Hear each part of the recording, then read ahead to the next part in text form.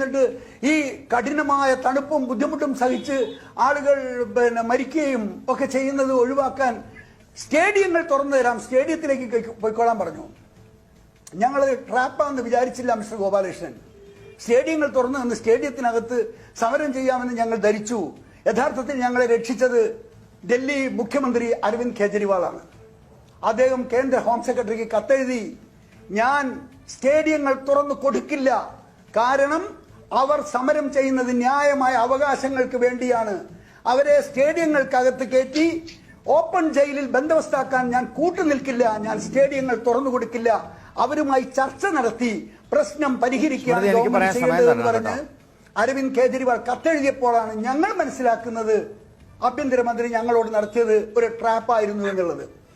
मुझे याद है आप ये आंदोलन दिल्ली के बॉर्डर पे हुआ था और दिल्ली का मुख्यमंत्री होने के नाते मेरा अपनी तरफ से ये एक हवन था, अपनी तरफ से मैंने भी उसके अंदर थोड़ी बहुत आहुति दी. हम जो भी कर सकते थे हमने वो सब किया. मुझे याद है जब सबसे पहले पंजाब से और हरियाणा से किसान चले थे और किसान दिल्ली की तरफ कूच कर रहे थे और रास्ते में थे किसान, तभी हमारे पास केंद्र सरकार से एक फाइल आई कि भाई किसान दिल्ली की तरफ कूच कर रहे हैं, इन सभी किसानों को गिरफ्तार करने के लिए हमें दिल्ली के स्टेडियम जितने हैं उन सारे स्टेडियम को जेल बनाना है, ताकि जब किसान दिल्ली में एंटर करेंगे तो उनको सबको हम जेल में कैद कर लेंगे, क्योंकि जो मौजूदा जेल है वो तो इतनी बड़ी जेल नहीं थी कि इतने सारे किसानों को कैद किया जा सके.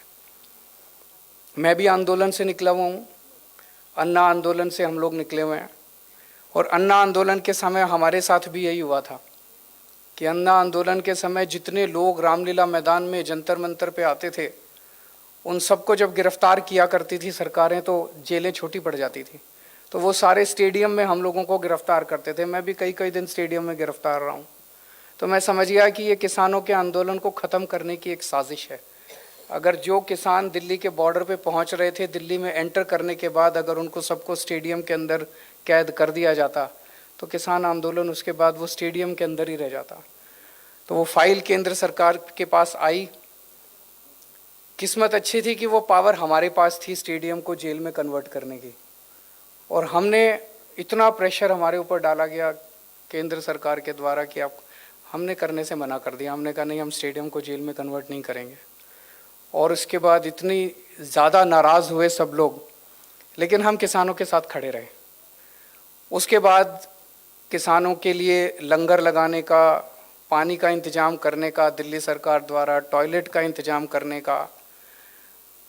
तो इस पूरे हवन में मुझे खुशी होती है कि मुझे भी मौका मिला अपने किसान भाइयों को जो संघर्ष कर रहे थे उनकी सेवा करने का. जिस तरह से हम सेवा कर सकते थे हमने सेवा करने की कोशिश की.